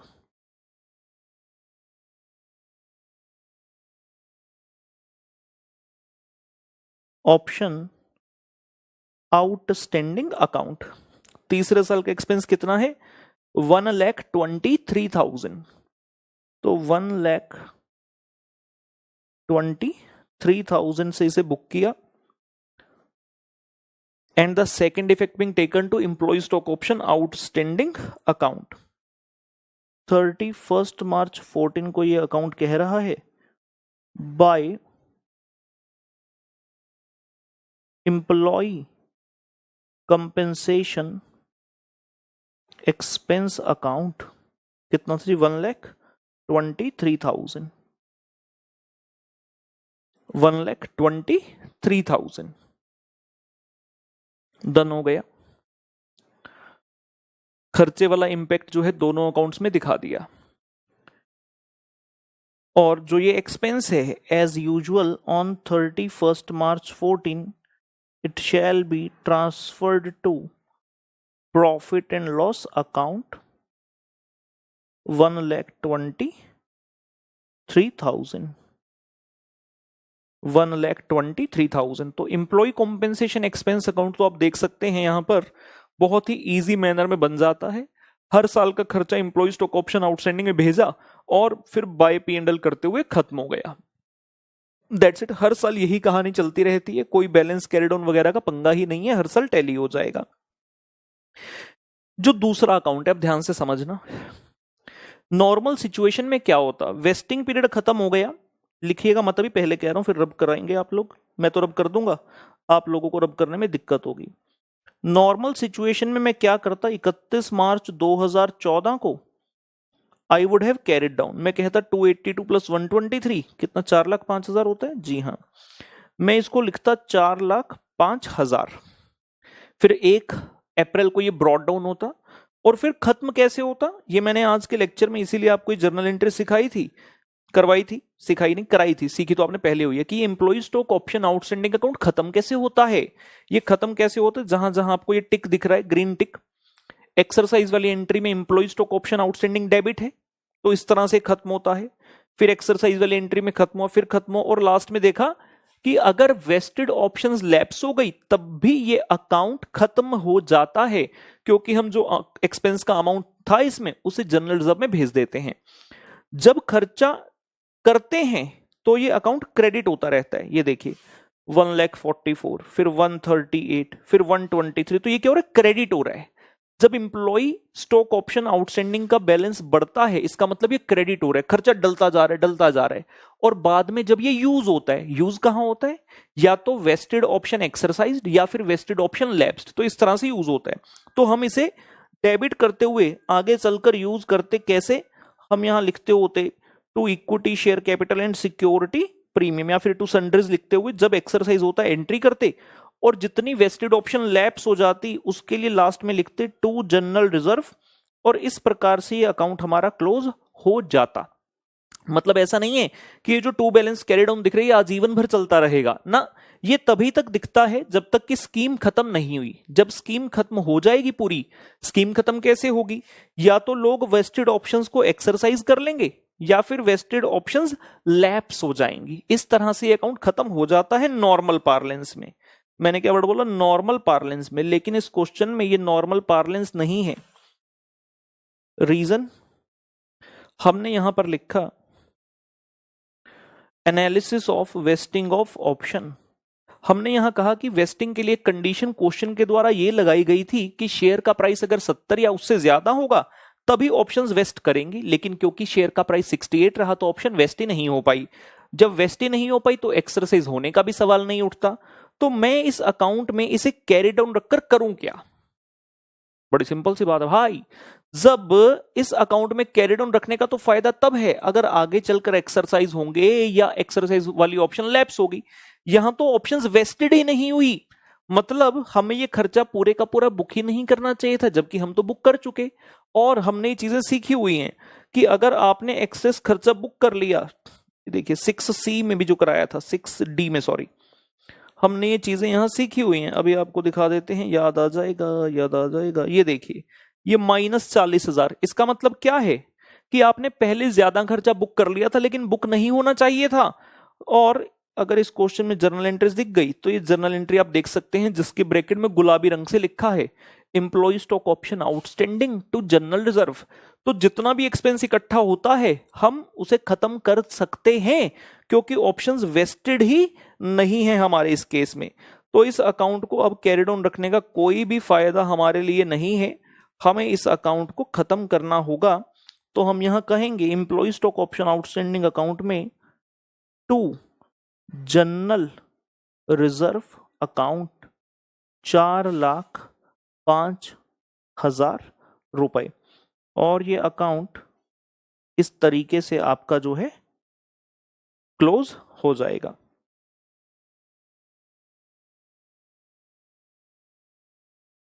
राइट, इसके साथ फिर से लिख दूं, as options not vested so reversal of expenditure. ऐसी वर्डिंग मैं कह सकता हूं समझाने के लिए, क्योंकि ऑप्शंस वेस्ट हुई ही नहीं, तो जितना भी खर्चा बुक किया था उसे हमने रिवर्स कर डाला। चलिए कंप्लीट कर लीजिए। पर्टिकुलर्स लिख लेते हैं जी। हिस्ट्री, आरटीपी मई 2014 और आरटीपी नवंबर 2016 से प्रश्न। अमन, बाल एंड चांद, सिंपल बोले तो ए, बी और सी, share profits and losses of a business as to 3:1. Their balance sheet as on 31st of March 2014 was as follows. तीनों पार्टनर के कैपिटल अकाउंट्स हैं, जनरल रिजर्व है, इन्वेस्टमेंट फ्लक्चुएशन फंड, पार्टनर का loan है चांद का loan, और partner की एक मिसेज का लोन है Mrs Aman loan. 3 outside liability, creditors, bill payable और बैंक ओवरड्राफ्ट अलग से। उसके अलावा एसेट साइड पर बहुत सारे asset, goodwill, land, building, machinery, motor, furniture, investment. तो यहां से यहां तक तो आपके फिक्स्ड एसेट हुए, पहला इंटेंजिबल बाकी टेंजिबल। इन्वेस्टमेंट्स हैं फिर से loose tool kind of fixed asset we can say. Stock है बीआर डेटर लेस प्रोविजन, तो जब रियलाइजेशन अकाउंट बनेगा प्रोविजन को अलग से क्रेडिट साइड पर लिखेंगे। कैश का बैलेंस हमेशा से इंपॉर्टेंट रहता है, क्वेश्चन में पढ़ना होगा कि क्या ये टेक ओवर हुआ या नहीं। अगर टेक ओवर हो गया तो रियलाइजेशन में चला जाएगा, अगर टेक ओवर नहीं हुआ तो कैश का अलग से अकाउंट ओपन होगा। Then there is chance current account. ओहो, यहां पर लायबिलिटी साइड पर there were capital accounts, asset side पर मिल रहे हैं करंट अकाउंट, और अंत में लिखा है पी एंड एल जो कि हम पार्टनर्स को देंगे जब कैपिटल अकाउंट बनेंगे, उन्हें बियर करना पड़ेगा, ठीक है ना, नेगेटिव चीज है। अब यहां पर देखते हैं तो करंट अकाउंट आपको सिर्फ एक ही पार्टनर का दिया है, चांद का, बाकी पार्टनर का नहीं है, तो बाकी पार्टनर का सिर्फ कैपिटल है, चांद का करंट भी है। अब सवाल उठता है कि यार करंट अकाउंट का क्या करें, कौन सी एंट्री करंट में, कौन सी कैपिटल में। तो जो चीज हम डिसोल्यूशन में करते हैं सेम टू सेम यहाँ, जब तक फर्म कॉन्टिन्यूइंग है, चल रही होती है, तब तक इंपॉर्टेंट रहता है कि यार ये एंट्री करंट में जाएगी, ये कैपिटल में जाएगी। लेकिन जब फर्म डिसॉल्व हो रही है तो ये चीजें मैटर नहीं करती, तो हम करंट अकाउंट का बैलेंस सीधा सीधा कैपिटल में भेज देंगे और फिर बाकी सभी चीजें कैपिटल में कंटिन्यू करेंगे। आगे देखते हैं, आइए हो क्या रहा है। It says the partners decide to convert their firm into a joint stock company. तो कन्वर्जन का क्वेश्चन है। For this purpose ABC Limited was formed with an authorised capital of ₹10 lakh divided into ₹100 equity share. तो आपने company बनाई जिसका authorised capital 10 lakh रुपए रखा है। Business of the firm was sold to company as at the date of balance sheet on the following terms। तो terms क्या क्या है? Number 1, motor car, furniture, investment, loose tool, debtor and cash are not to be taken over by the company. ये चीज तो take over की ही नहीं। Liability for bills payable and bank over are to be taken over by the company, मतलब बाकी liability take over नहीं हो रही। Okay, let us see. The purchase price is settled at 195500। क्या हुआ जी? परचेज कंसिडरेशन क्वेश्चन ने खुद बता दी। Payable as to 75,500 in cash and the balance in companies fully paid shares of ₹100 each. तो 1,95,500 में से 75,500 कैश और जो बाकी बच गया कितना, 1,20,000, उसके लिए शेयर मिलेंगे 100 रुपए का एक, तो 1200 शेयर 100 रुपए का एक, तो टोटल हो गया 1,20,000। Remaining assets and liabilities of the firm are directly disposed of by the firm as per the details given below। कहते investment taken over by Aman for 13,000, debtors realise 20,000, motor car, furniture, loose tool, इतना इतना रुपया इनसे fetch हुआ। एक बार जरा ऊपर check कर लें कि क्या जो एसेट टेक ओवर नहीं थे सबके बारे में बता दिया। मोटर कार कहां है, ये रहा, बता दिया। फर्नीचर ये रहा, बता दिया। इन्वेस्टमेंट के लिए भी बता दिया। लूज टूल ये रहा। डेटर्स ये रहा। और कैश का जो है हम अलग से अकाउंट इसका ओपन कर लेंगे। ठीक हुई बात।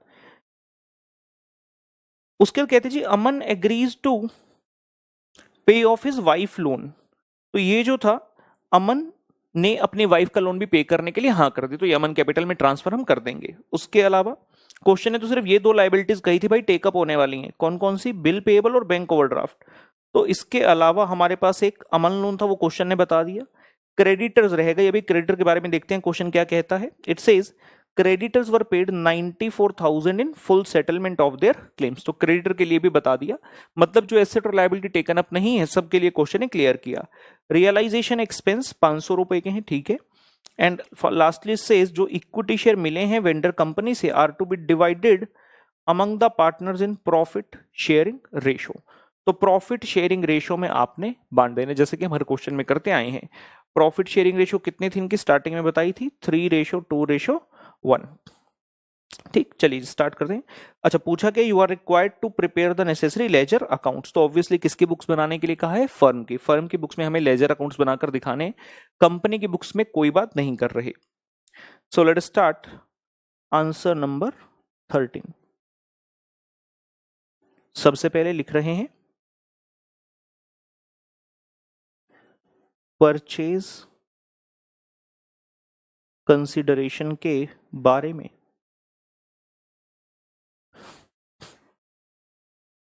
टोटल अमाउंट कितना है, 1,95,500 रुपीज, जिसमें से कैश है 75,500 को, और कहते हैं balance in the company fully paid shares. Balance के लिए मिल रहे हैं शेयर्स। बैलेंस कितना रह गया, 1,20,000। और ये कैसे मिल रहा है, अगर 100 रुपए का एक शेयर है तो ये हो गए 1200 इक्विटी शेयर्स ऑफ ₹100 ईच। तो ये बन गया जी 195500। एक बार हम चेक करें कि हम पीसी में कुछ ये लिखते थे कि प्रॉफिट शेयरिंग रेशो, ठीक है, shares to be distributed among partners in profit sharing ratio. एक यूनिफॉर्मिटी, एक स्टैंडर्डाइजेशन मेंटेन करना चाहते हैं, इसलिए हर प्रश्न में एक ही तरह की चीज लिखेंगे सो दैट एग्जाम में भी आप बच्चों को दिक्कत ना आए। तो ये जो शेयर्स हैं, shares to be distributed among partners, shares to be distributed among partners in profit sharing ratio जो कि है 3:2:1, जो कि है 3:2:1। Okay,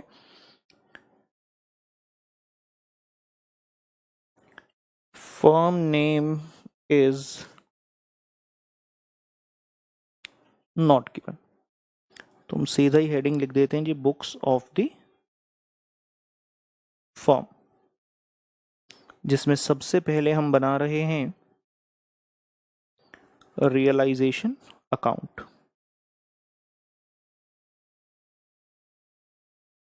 particulars, amount, particulars and amount. Let us start with the realisation account. सारे एसेट्स जो है उठाकर यहां पर ले आते हैं, starting with the first one that is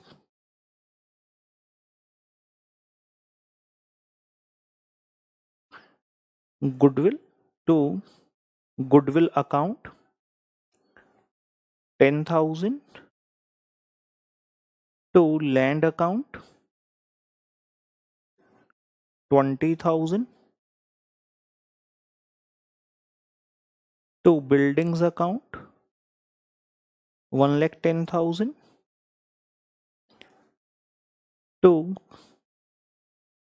machinery account 50,000, to motor car account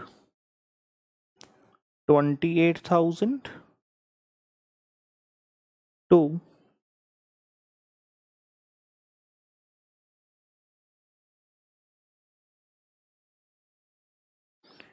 furniture account 12,000, to investments account 18,000, to loose tools account 7,000, to stock account 18,000, to bills receivable account 20,000। List of assets is huge, तो एक एक करते हुए सारे लिखने accept cash. BR हो गया, उसके बाद आ रहा है टू डेटर्स अकाउंट, और रियलाइजेशन में जब वैल्यूज आती हैं तो बुक वैल्यूज, यानी कि जो बैलेंस शीट में लिखे हैं वो सेम टू सेम आ जाएंगी। डेटर के बाद लिखे है लेस प्रोविजन, तो हम प्रोविजन को साथ ही साथ डाल देते हैं। बहुत बार ऐसा होता है कि नहीं तो बाद में भूल ही जाते हैं, और पूरा नाम लिख देंगे जी, by provision for doubtful debts account 2,000। Provision for doubtful debts आ गया 2,000। कैश यहां नहीं आएगा, चांद करंट यहां लेना देना नहीं, और प्रॉफिट एंड लॉस अकाउंट ये सीधा कैपिटल अकाउंट्स में जाएगा। ठीक, अब लाइबिलिटीज की बात आ गई। लाइबिलिटीज साइड में गए, सबसे पहले कैपिटल अकाउंट्स लिखे हैं, यहां नहीं आएंगे। जनरल रिजर्व यहां नहीं। इन्वेस्टमेंट फ्लक्चुएशन फंड, दोनों ऑप्शन है, चाहे रियलाइजेशन में डालकर खत्म करो या सीधा पार्टनर कैपिटल में भेज दो, तो मैं यहीं पर इसे डाल दे रहा हूं। Bye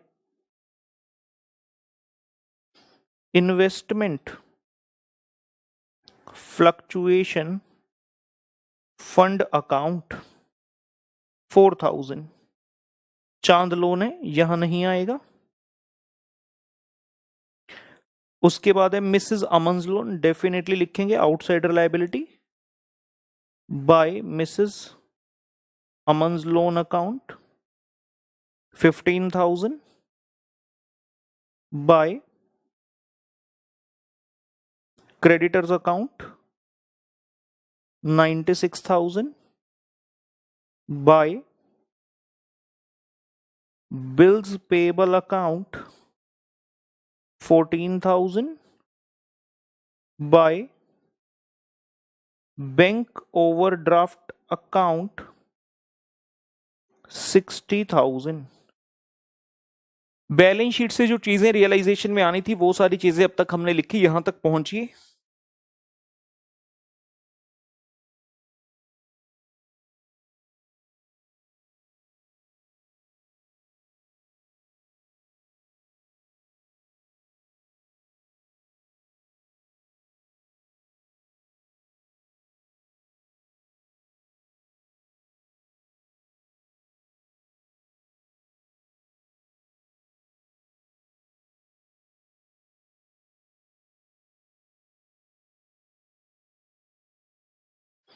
okay, so realisation account is done, मतलब टू द एक्सटेंट जो बैलेंस शीट से वैल्यूज लिखनी थी। उसके अलावा सबसे पहले तो आ जाएगा PC.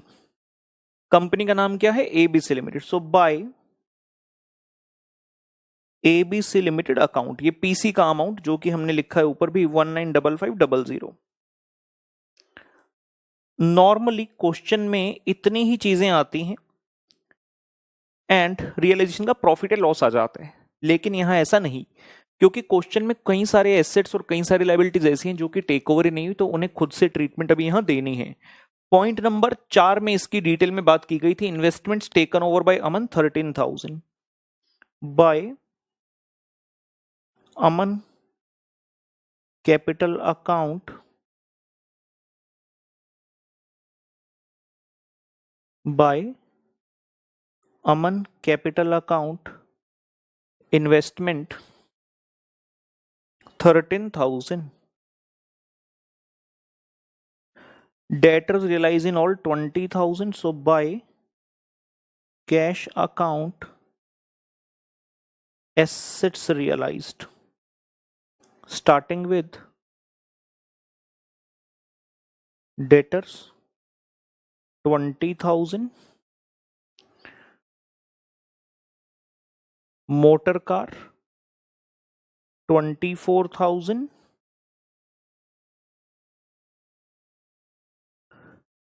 furniture 4,000, and loose tools 1,000।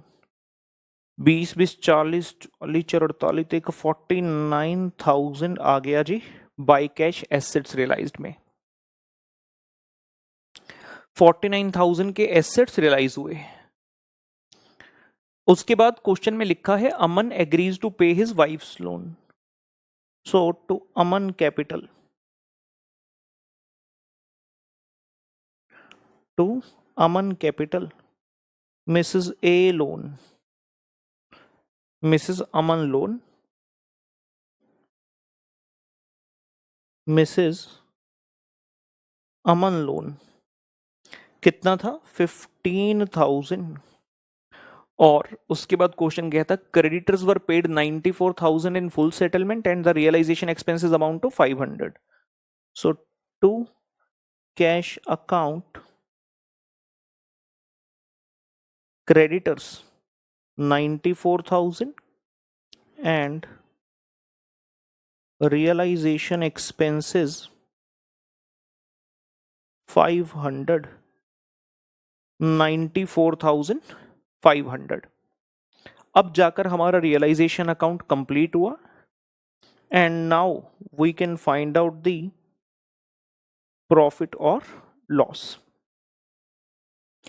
Credit side का अगर मैं टोटल करता हूं, पहले 2,000, 4,000, 15,000, 96,000, 14,000, 60,000, 195500, 13,000 and 49,000, 448,500। डेबिट साइड का टोटल करते हैं 10,000, 20,000, 1,10,000, 50,000, 28,000, 12,000, 18,000, 7,000, 18,000, 20,000, 40,000, 15,000 and 94,500, 440 to 500।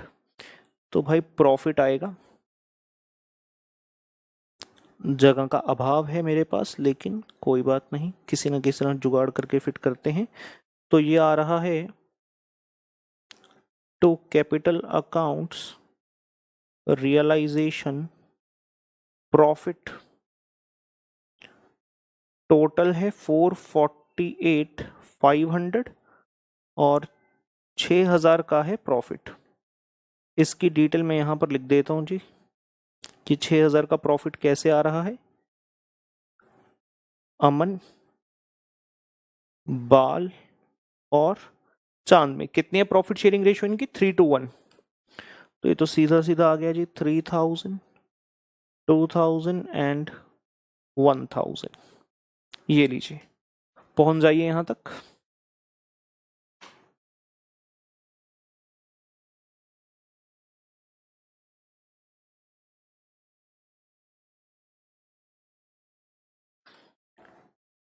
So the first main account is complete, that is realisation account. इस क्वेश्चन में बहुत स्पेशल था क्योंकि बहुत सारी चीजें थी जिनका ध्यान में रखना था, और by default the number of assets and liabilities to be transferred to realisation account were also on the higher side. Next part पर आते हैं जहां हम बनाएंगे partners capital accounts. Particulars Aman, Bal, चांद।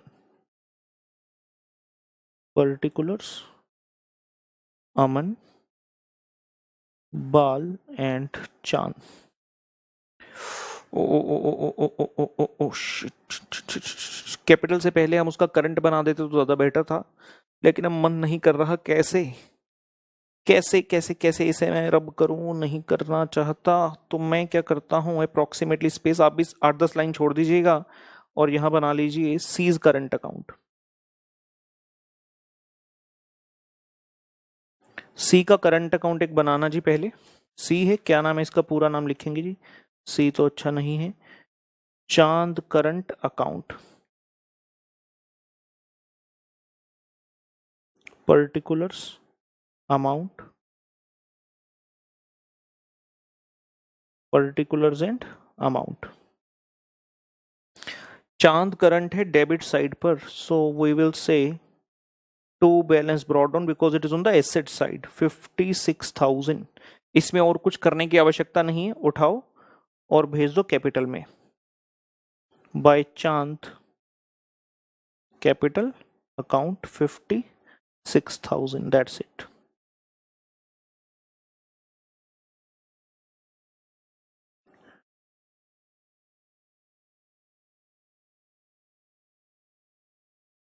चांद करंट ब्रॉट डाउन था, उठाकर कैपिटल में भेज दिया तो कैपिटल में जाकर मिक्स हो जाएगा।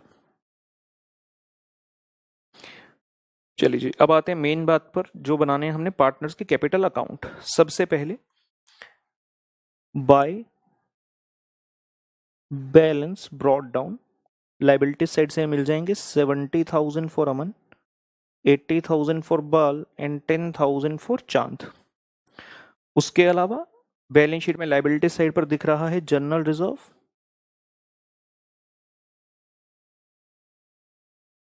बाय जनरल रिजर्व अमाउंट है 18,000। 3:1 में बांटेंगे तो ये हो गया 3 3 9,000, 3 2 6,000 एंड 3 1 3,000। ये लीजिए जनरल रिजर्व हमने डिस्ट्रीब्यूट किया। इन्वेस्टमेंट फ्लक्चुएशन फंड ऑलरेडी हम रियलाइजेशन में लेकर जा चुके हैं, ऑप्शन है यहां पर भी बांट सकते थे। Chand loan, now this is something important. जब firm is getting converted into a company और फर्म इज गेटिंग सोल्ड, तो पार्टनर के लोन के लिए अलग से पैसा स्पेसिफिकली नहीं आएगा, हम इसे भी पार्टनर के कैपिटल में डाल देंगे। तो चांद का जो लोन है वो इसके कैपिटल में डालकर खत्म करो। बाय चांद लोन अकाउंट, इसकी सेटलमेंट कैपिटल के साथ ही हो जाएगी। तो एक तरह से हम उसके कैपिटल का जब सेटलमेंट करें, हम कह रहे हैं अच्छा अच्छा तुम्हारा एक लोन भी है, चलो उसका भी पैसा देना है, तो वो भी यहां पर हम डाल दिया। मिसेस अमन लोन, ये हम ऑलरेडी ट्रीट कर चुके। ऑन दी अदर साइड कोई डिस्ट्रीब्यूट करने की चीज है? जी हाँ, एक है P&L। बैलेंस शीट से एक प्रॉफिट एंड लॉस का डेबिट बैलेंस पड़ा है to profit and loss account 12,000 रुपए। 3:1 में किया, 2 3 6, 2 2 4 तो 2 एकम 2। ये लीजिए, ये तो बैलेंस शीट से जो चीजें आनी थी स्ट्रेट अवे वो डाल दी। अब रियलाइजेशन अकाउंट से देखते हैं। रियलाइजेशन में प्रॉफिट के अलावा कुछ चीजें और भी हैं, ये देखिए, बाय अमन कैपिटल इन्वेस्टमेंट और to Aman capital Mrs Aman loan. तो इन्वेस्टमेंट के लिए अमन कैपिटल में लिखेंगे to realisation account investment. Aman investment ले गए थे 13,000 पर, ये लीजिए डाल दिया। और रियलाइजेशन में लिखा to Aman capital Mrs as loan, तो आ जाएगा बाय रियलाइजेशन अकाउंट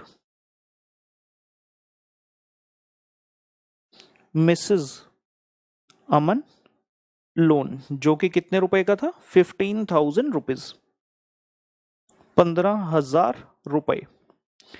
रियलाइजेशन से एक तो अमन कैपिटल में इन्वेस्टमेंट और एक अमन कैपिटल में अमन मिसेज अमन का लोन गया, उसके अलावा रियलाइजेशन प्रॉफिट है बेटा। So by realisation account profit 3,000,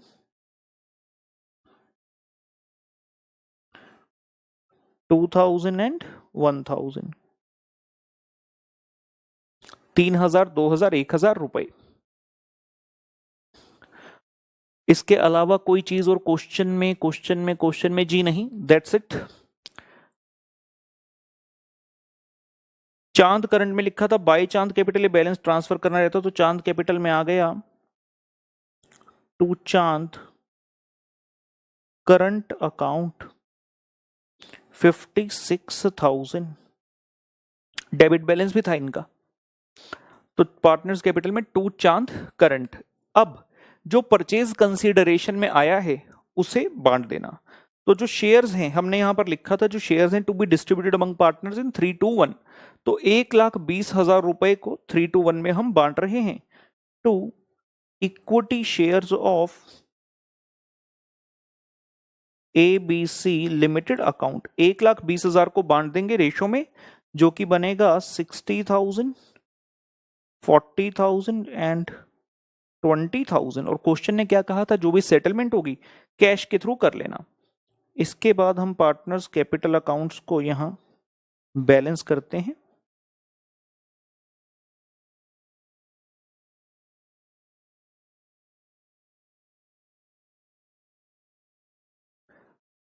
अमन का बैलेंस देखते हैं तो क्रेडिट साइड पर ही ज्यादा लगता है, 70 + 9 + 15 + 3,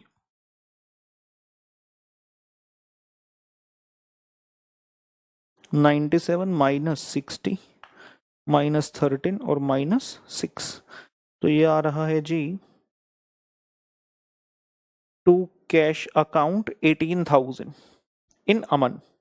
बाल में देखते हैं 80,000 + 6,000 + 2,000 जी 88,000 टोटल, और -40,000 और 4,000, तो ये आ गया 44,000।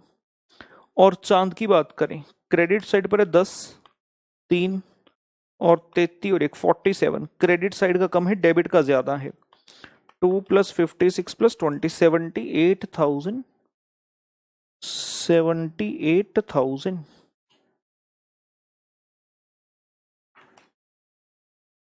So it is by cash account 31,000।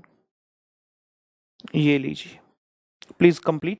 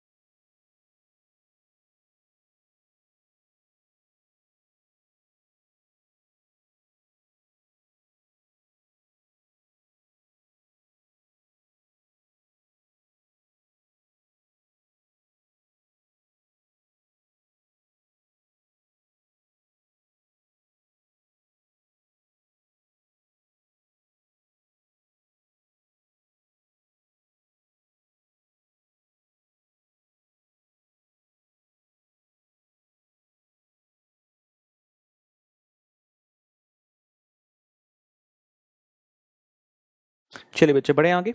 Partners capital accounts are over. कहने को तो एक कैश अकाउंट बचा है, लेकिन मैंने आपको हमेशा सिखाया कि जो कंपनी है हम उसका अकाउंट भी बनाएंगे, तो we shall prepare the account for ABC limited also. अरे अरे अरे ABC limited account, particulars, amount, particulars and amount. Realisation account में हम लिखते हैं बाय एबीसी लिमिटेड, तो एबीसी लिमिटेड में आ गया बेटा टू रियलाइजेशन अकाउंट, पीसी का अमाउंट 195500। पीसी में क्या क्या आया? एक तो आया था कैश 75,500 का, और एक आए थे shares by equity shares of ABC limited account 1,20,000।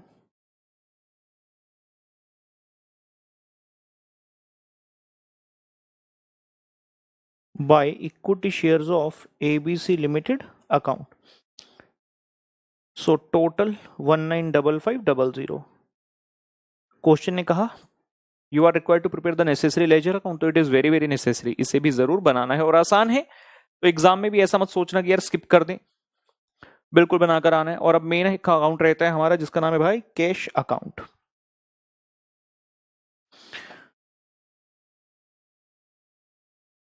Cash account,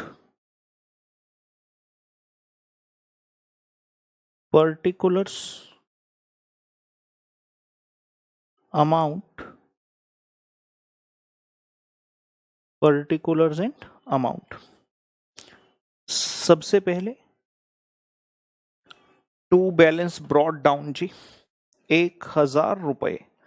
उसके अलावा रियलाइजेशन अकाउंट में हमने काफी कुछ लिखा था, वो तो आएगा ही आएगा। साथ ही साथ याद रखना जो पीसी है उसमें भी कैश आया। देखो हमने लिखा ना एबीसी लिमिटेड में बाय कैश 75,500, तो कैश अकाउंट में आ रहा है टू एबीसी लिमिटेड अकाउंट 75,500, यानी कि 1,000 तो था ही अपना, और 75,500 जिस कंपनी में हमने कन्वर्ट किया वहां से भी हमें मिला। और उसके अलावा रियलाइज हुए थे एसेट्स, तो टू रियलाइजेशन अकाउंट जो एसेट्स हमारे रियलाइज हुए थे, assets realised, debtors 20,000, motor car 24,000, furniture 4,000 और लूज टूल्स 1,000। तो ये हमें एसेट्स को बेचने से भी पैसा आया था जिसका टोटल था 49,000। जैसे कुछ एसेट्स टेक ओवर नहीं हुए थे उन्हें खुद से हमने सेल किया। सिमिलरली देयर वर लायबिलिटीज जो कि टेकअप नहीं हुई थी उन्हें हमने पे किया। रियलाइजेशन में लिखा था टू कैश, तो कैश अकाउंट में आ रहा है बाय रियलाइजेशन अकाउंट, जिसमें बेटा एक तो है क्रेडिटर्स जिन्हें आपने पे किए थे 94,000 rupee, and the other is realisation expenses of 500, तो 94,500।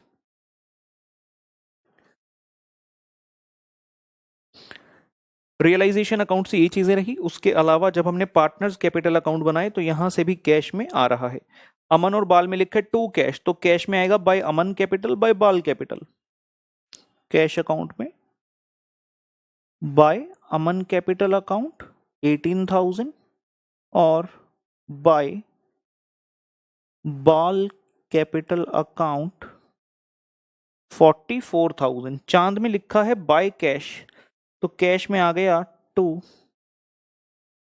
चांद कैपिटल अकाउंट, अमाउंट है 31,000। एक बार फिर से क्वेश्चन को स्कैन कर लेते हैं, देखते हैं कुछ रहा तो नहीं। नहीं जी, इतनी ही चीजें थी। तो ideally it should now tally, ideally it should now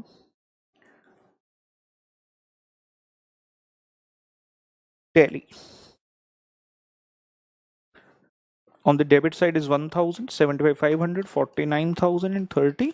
1000, 1,56,500. On the debit side, on the credit side also the same is the amount. इसी के साथ इस प्रश्न का होता है अंत, कृपया नोट करें।